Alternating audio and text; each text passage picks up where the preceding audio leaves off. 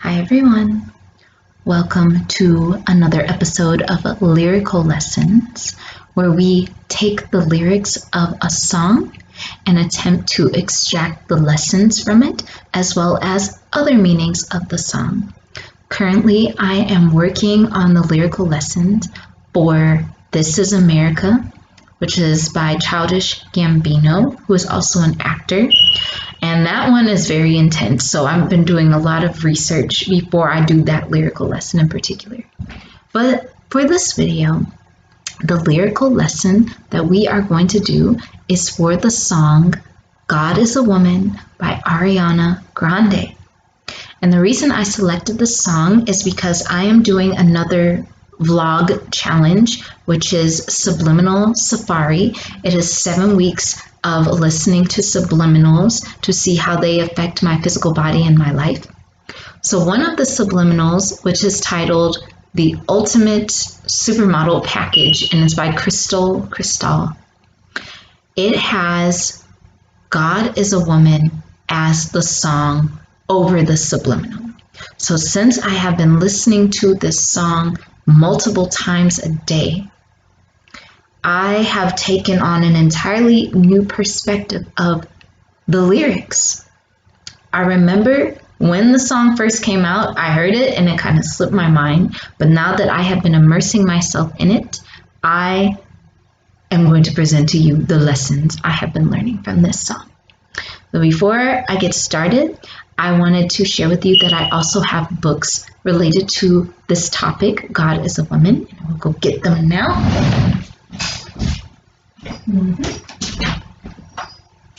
I will share the books with you as I go along in this video. I have some notes on the side to help me as I'm speaking with you for each of the lyrics.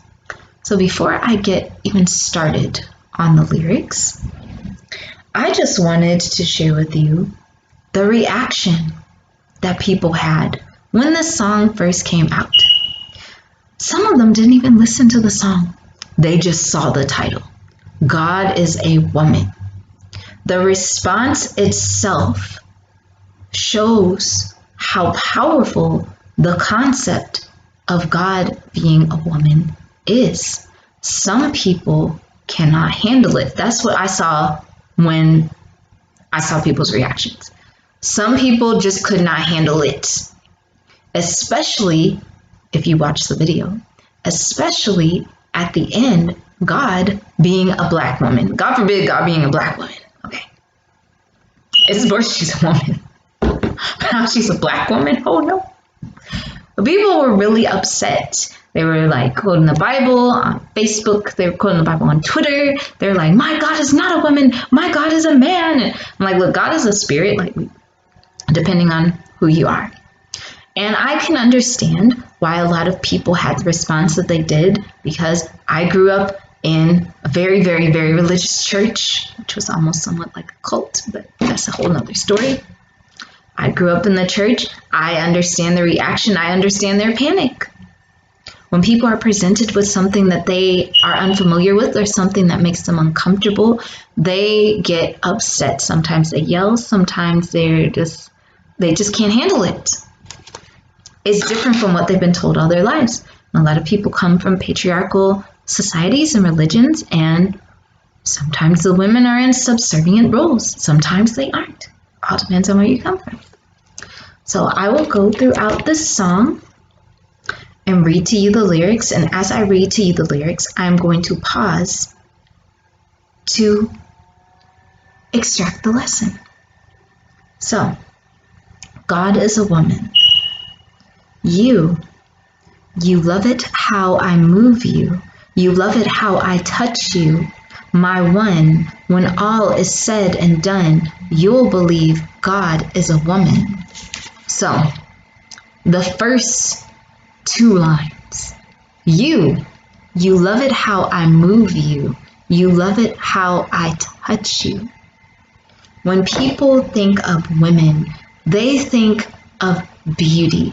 A woman's beauty can not only be an inspiration to a man, but an inspiration to everyone around her, her children, her job, her church, people on the street. Just seeing the sight of a beautiful woman raises the vibration of the atmosphere. And I'm not just talking about physical beauty.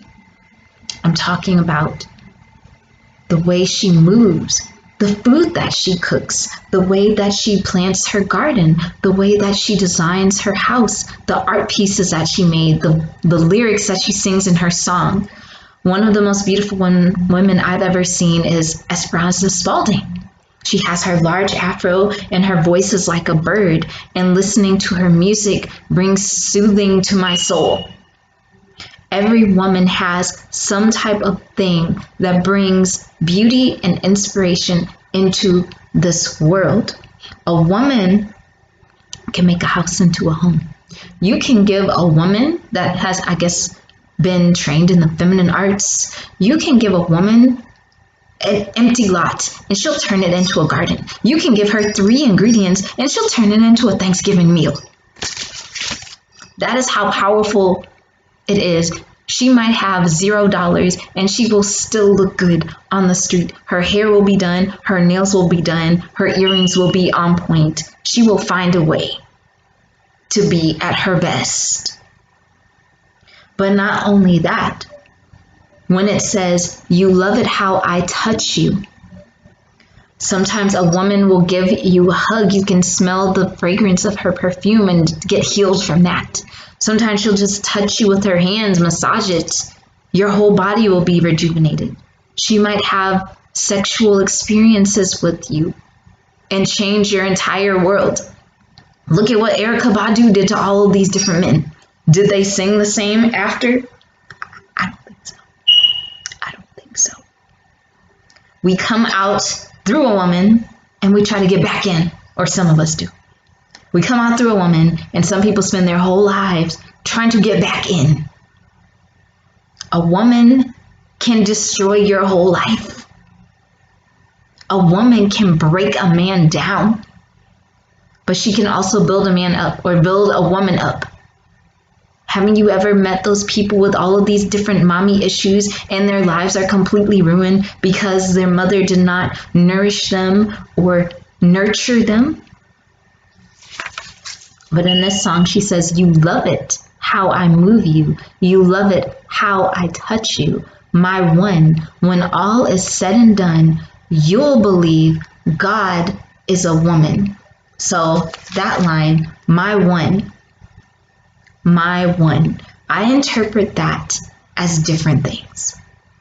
There is Miss Pravala, who has a YouTube channel, and one of her affirmations is looking in the mirror saying, I am the one.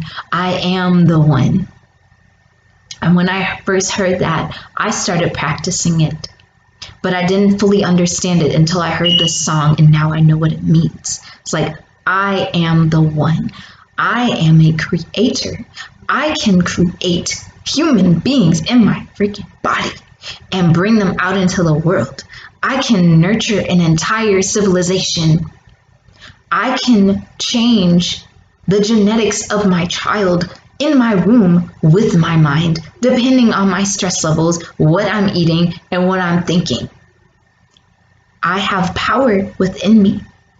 My one, I am the one. One, all things come from God, including me and including you.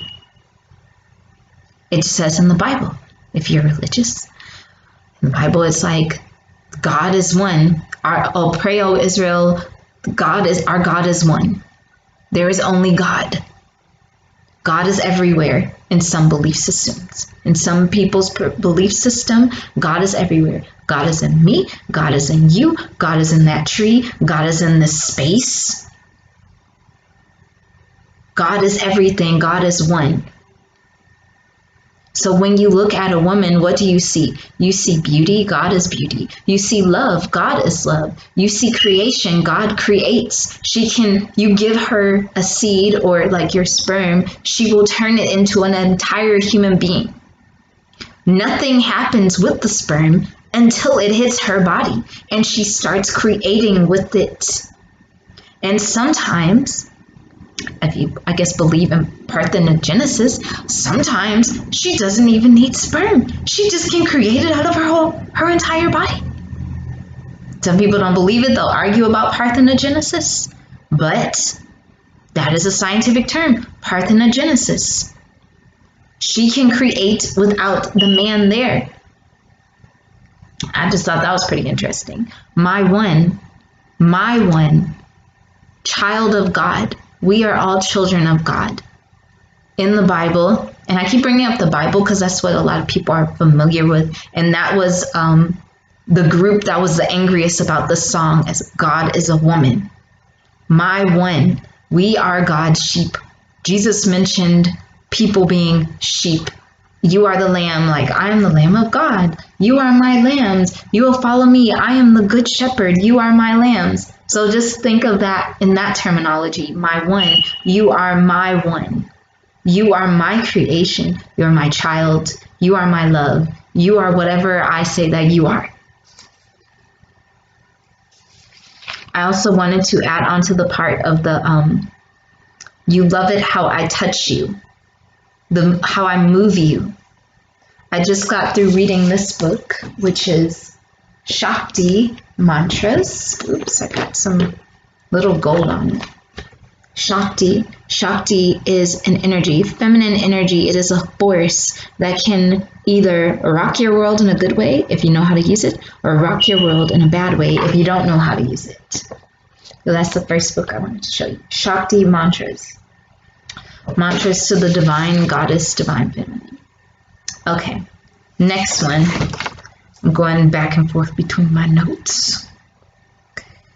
And I feel it after midnight, a feeling that you can't fight. My one, it lingers when we're done. You'll believe God is a woman. So what have we learned so far? We learned that if you are a woman, or if you are a person that wants to embody that feminine energy of beauty, take the time in your life to embrace that part of yourself. A lot of women, they don't take the time to take care of themselves, beautify themselves, because they're busy taking care of everybody else, and they feel that it is selfish to do so.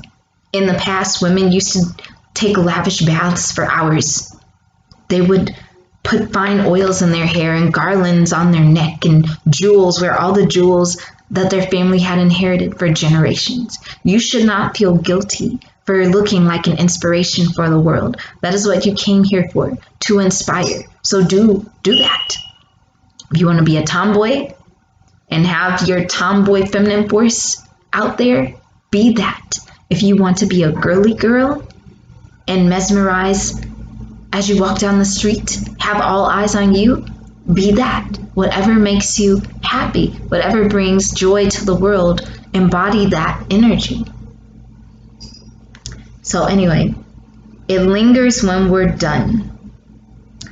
It lingers when we're done. You'll believe God is a woman. So in this sense, they're talking about, I guess, a sexual experience, because this whole song is very sexual. Not that there's anything wrong with that. I'm just sharing it with you. My one, it lingers when we're done. You'll believe God is a woman. What lingers when we're done? Sexual energy. Sexual energy lingers when you're done. Healing lingers when you're done, because you can heal using sexual energy. Understanding lingers when you are done. When you have learned some piece of wisdom, it stays in your mind and it allows you to reflect. So in a sense, she is something that should be studied. She is something that this person is thinking about, even after encountering her in a short period of time. There is something about her that leaves an impact. So the lesson that we can learn from this particular line is always have something that lingers behind. And I'm not talking about, go in everybody's bed. That's not what I mean. I mean, always have something of your essence that is inspiring, left behind. You can leave a song, you can leave a painting, you can leave words of wisdom, you can leave solace, beauty, healing, all of these things. What are you leaving? What are you leaving to linger? Think about that. Some people leave to linger chaos, toxicity, drama. Have you ever heard of baby mama drama? That's lingering. Anyway, next line. I don't want to waste no time. Yeah. I'm like, yeah. I'd be like, yeah. Okay. You ain't got a one-track mind. Yeah. Have it any way you like. Yeah. And I can tell that you know I know how I want it. And I can tell that you know I know how I want it. So that line. Have it any way you like. Yeah. And I can tell that you know I know how I want it. When I heard this line, I thought of the story, the biblical story, Cain and Abel, and how both of them brought gifts to God. Cain brought fruits and vegetables, and Abel brought a beautiful sacrifice lamb. And God was not happy about that mess. He wasn't happy with Cain's gift. Abel's gift took some type of effort. He did it with a pure heart. He wasn't just like, oh, I gotta get God a present. Let me go to the dollar store and get a candy bar and leave it for God, and that's it. No, he went to, I don't even know, like Macy's and got a 300 or some jeweler and got a $3 million diamond sapphire ruby necklace for God. And left it because he felt that God deserved something that high of worth. Whereas Cain, well, Abel goes to get the necklace. Cain is the one that just goes to the dollar store, gets some plastic flowers, gives it to God, like, here, God, you're special. You're special, here you go. How many women have been treated like this? How many men have been treated like this? Somebody doesn't put forth the effort to invest in you because they don't think that you're worth the effort. So this person in this song, and I can tell that you know, I know how I want it. God blesses those who seek. So in a sense, the person, the love interest in the song, is like a pilgrim. People go on pilgrimages to seek God, to seek God's blessings, to find spiritual enlightenment. There was a group of pilgrims. They were going to see the Dalai Lama, and one of them walked on his head, or he crawled to the Dalai Lama for 2 years. He would walk, bow, touch his head to the ground, get up, walk.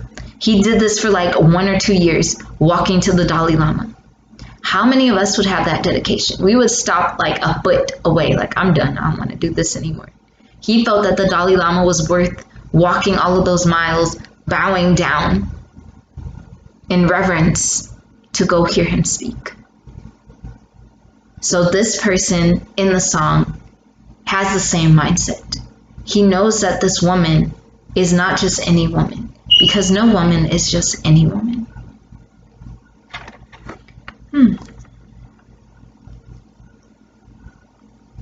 Hold up. Like it how I want it. Okay.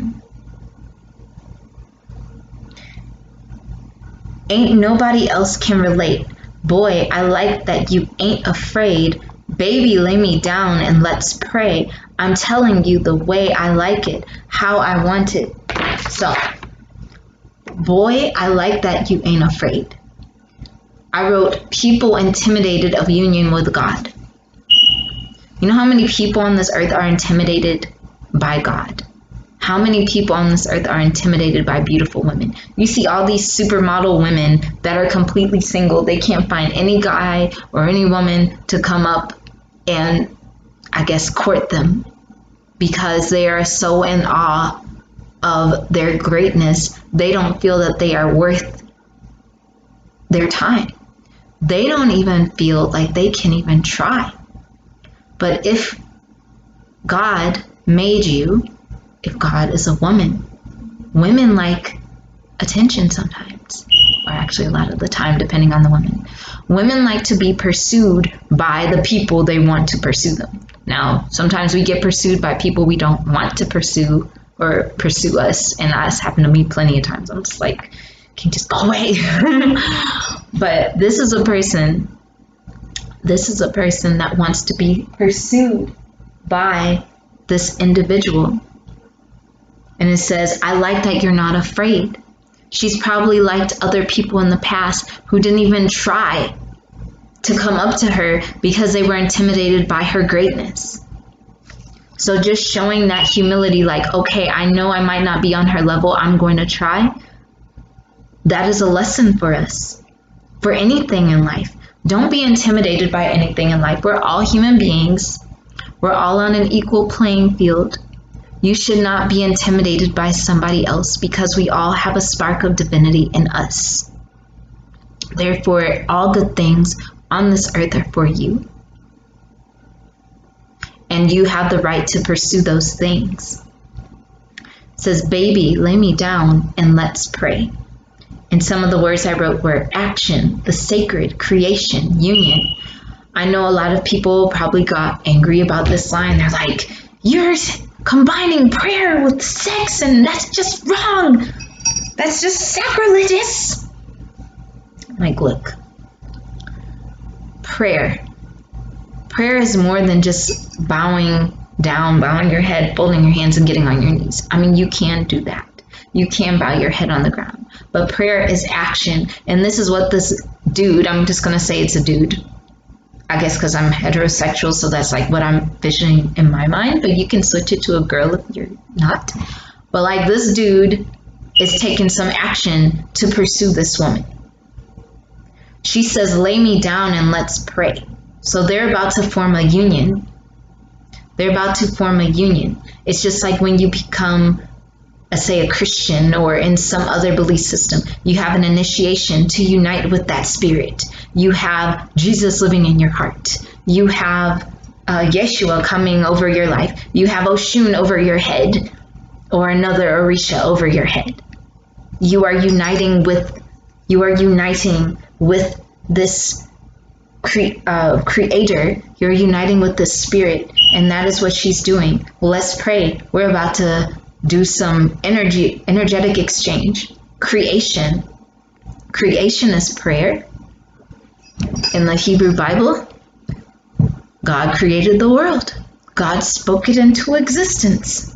And the first order that God gave was be fruitful and multiply. What do you think that means? Be fruitful and multiply. That's all you had to do. Be fruitful and multiply and take care of the garden. So in a sense, that would be a commandment. She's telling them what to do. She's like, lay me down and let's pray.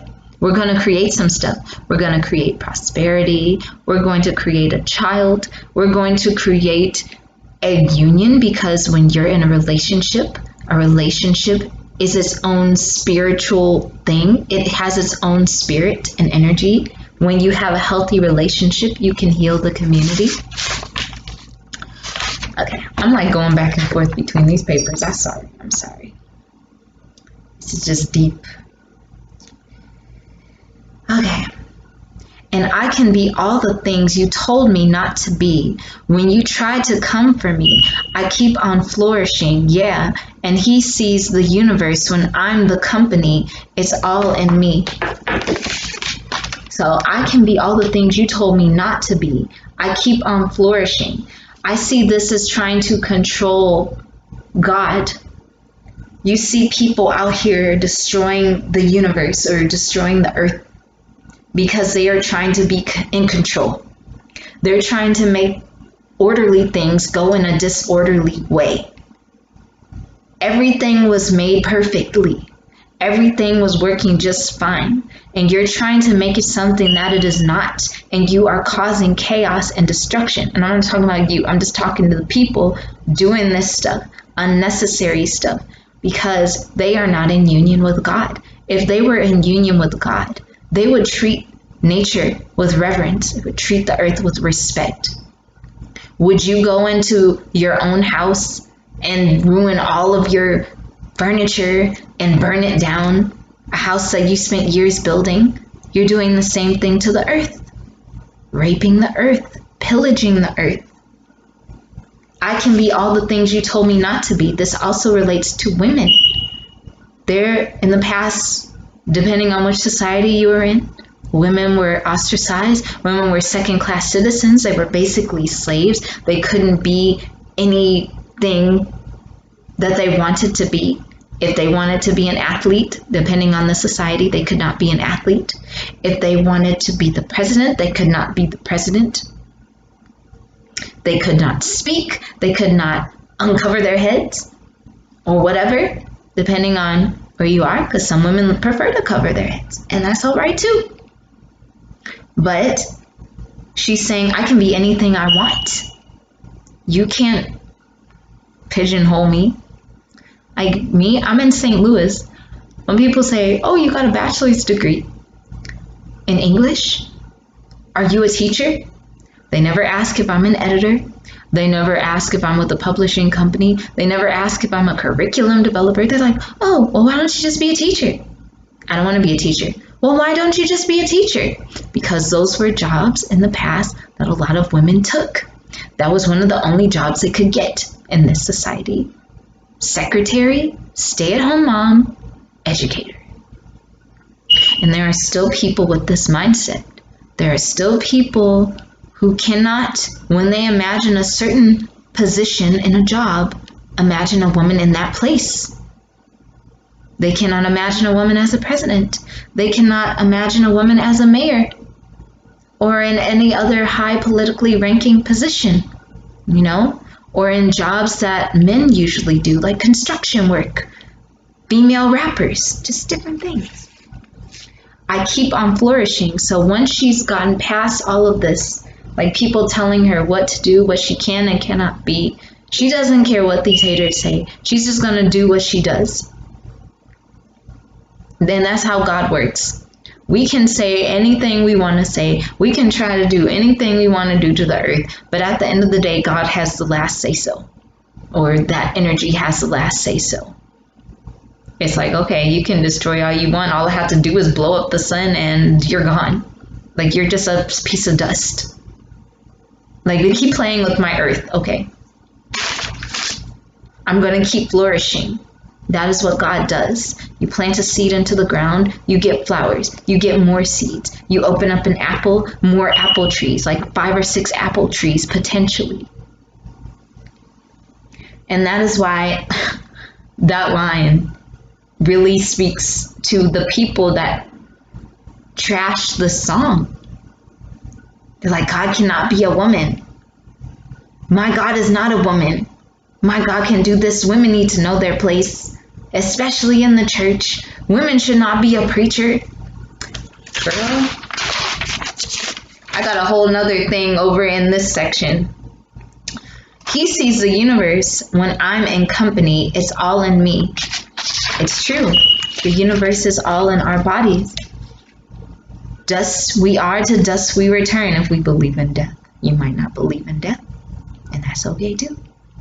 But the universe is in us. We have the same minerals as what is out on the earth. We turn to dust. We are part of this world.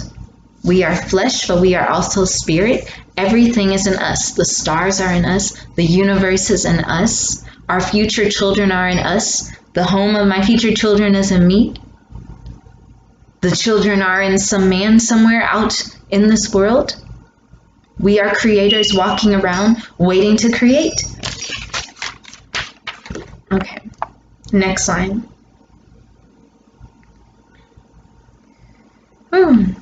You love it, and it repeats, you love it how I move you, the chorus. I tell you all the things you should know, so baby, take my hand. Save your soul. We can make it last. Take it slow. And I can tell that you know I know how I want it. Yeah. But you're different from the rest. And boy, if you confess, you might get blessed. See if you deserve what comes next. I'm telling you the way I like it, how I want it. So, I'll tell you all the things you should know. Wise women, advice, oracles, seers. People will come to their mama for advice. People will come to their auntie for advice. Usually the first individual a person will ask for advice from is usually a woman. They might be too afraid to express it to a man, but they will tell it to a woman. How many men have revealed their darkest, deepest secrets to a woman? And she's held them and used them against them, or she's held them and protected them. Look at Samson in the Bible. He got the wrong woman, Delilah. He told her where he got his strength from, and she went and told the enemies, and then here goes your strength. Now you're screwed. Now you got no eyeballs and you're pushing for the Philistines. Guess you should have chosen a better woman. That's how powerful it is. You have societies where when the women were on their cycles, on their menstrual cycles, they would go to them to get prophecy. You had women oracles, women seers. A woman is usually a person's first teacher. Usually, we are nursed at her breasts. She teaches us while we are still in her womb. She relays information through her breast milk to us, trains us, nurtures us. I tell you all the things you should know. Some people believe that women mature faster than men. At first I didn't believe it, but now I'm like beginning to believe it. But they'll be like, a girl at 25 is actually 30 in her mind, and a boy at 25 is like 16 years old, depending on the dude. And I've seen it with my own physical eyes. Not trying to bash dudes, I'm just saying. So the girls, like, that's why sometimes you'll see women with older men who have already grown up, and then that's who they end up with. He might not be the most attractive. He might not be the wealthiest, but he knows how to treat her right. And he'll listen to her advice. Someone who can teach her, and someone who will accept her teaching. So that is why if you are a person who is a woman or a man, take your time to develop your own personal wisdom, because someday you may be the one to be mentoring somebody, and you want to make sure that you give the right advice to guide them in the correct way. Then she says, boy, if you confess, you might get blessed. Now me, I'm like, confess what? There's so many things that this could mean. He could be confessing to apologizing for the treatment of women over time. He could be confessing his true feelings about her. Sometimes there are men, I'm just going to say men, not women. Sometimes there are men who will have very powerful feelings about a woman, but they will not express their emotions because they're afraid, or they aren't used to expressing what is in their heart. And they might be in love with a woman and never pursue her, and she might feel the same way, waiting for him to make a move, which he never does, even though he has the strong feelings for her as well. So sometimes if you just tell your truth, you will be blessed. You might be blessed with advice. You might be blessed with love. You might be blessed with sincerity or acceptance. Or it might be confessed that she is powerful. Some people won't admit that a woman is powerful. Some people will be like, a woman don't know how to do anything, and she'll be the most powerful person in the room, but they won't admit it. That's why she says, if you confess, you might get blessed. If you confess, you might get all of the qualities that I have within me, and I will showcase them all for you and add them to your life. Kind of like the goddess Lakshmi. She is the goddess of abundance. She'll give you food, she'll give you friends, she'll give you beauty, all of these different things. Every woman embodies the goddess. The next sign is, see if you deserve what comes next. Not everyone deserves a woman's love, even though we all deserve love. But not everyone deserves the love of a woman, a good woman. Some people will take a woman's love and take advantage of it and ruin her. There have been good women who started off really great and they got so dogged out by people, they end up on the streets. I knew a woman that I'm not friends with anymore, but her mother tried to sell her into prostitution. Why would you do that? She was a child and her mother was trying to sell her into prostitution. Not everyone deserves a woman's love. You give your love to someone who appreciates you. You give your love to someone who will build you up. That is why I wrote the word initiation. Initiation process. Now we date. In the past, it used to be courting. You didn't just come up to a girl and just take her away. No, you met her whole family, okay? Sometimes she didn't even move out the house until you had a ring on her finger. They weren't playing that mess. Just like going into spiritual things, there are some spiritual systems you cannot get into without being initiated. Masons, different orishas, all these different things. Blood initiation, water initiations, baptisms, prayers, rituals, all of these different things. Anything worth having is usually worth working for. And a woman's love is worth working for because a woman's love is expansive. It doesn't just touch you, it touches her and it touches the next generation. So some of the books that I want to share with you, because the song basically repeats the chorus. God is a woman, God is a woman, God is a woman. It's like you'll believe God is a woman. It just keeps saying it over and over and over an affirmation. So some of the books I want to show you. The Great Cosmic Mother. Rediscovering the Religion of the Earth, because there were a lot of religions that were goddess-based. And they were all over the world and they still exist. Sacred Woman by Queen Afua, which is targeted especially for Black women, but you can use it if you're not Black, but this is usually its target audience. And it says, a guide to healing the feminine body, mind, and spirit. This is an intense program. Like, this is not some just light reading. Like, you're going to have to do some work with this book. I haven't even done any work with this book. I tried. I'm going to do it again next year. They have the Sister Circle, Gathering Power of Women. She teaches you what to eat, how to heal your body, how to be beautiful, how to have healthy relationships, how to heal your womb. Queen Afua is all about healing the womb. And the next book is by my friend Naz. 5 Arguments Why Black Women Should Be Worshipped. A Short Study in Beauty and Grace. Naj Kamal.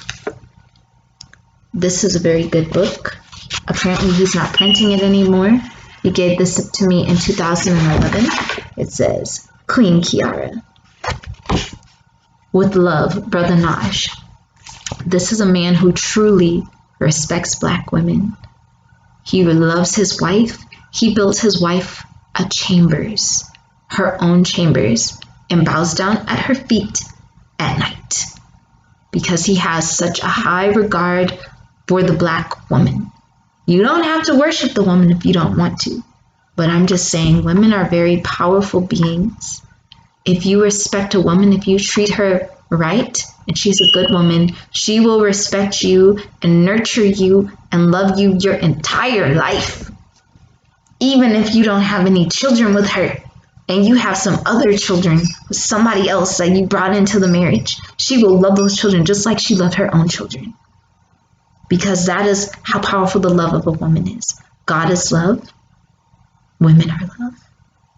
God is in me and God is in you. So I hope you learned some lessons today.